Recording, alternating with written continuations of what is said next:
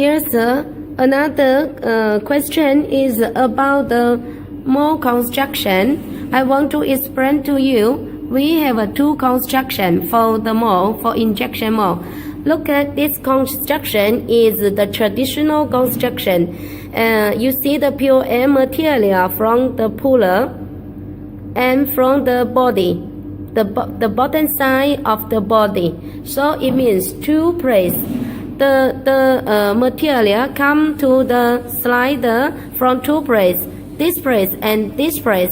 But we also made one new construction. This construction, the material just come inside the slider from the bottom of side. Look at from here, and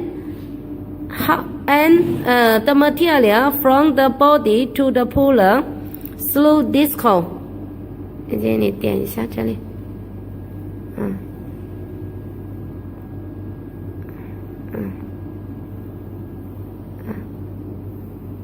，from this hole. There's you can see here has one point inside the material. The material come to here, and you also can see from here.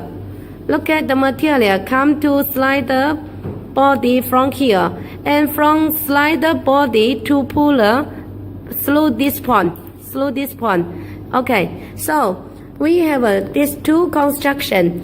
What's the advantage for this construction?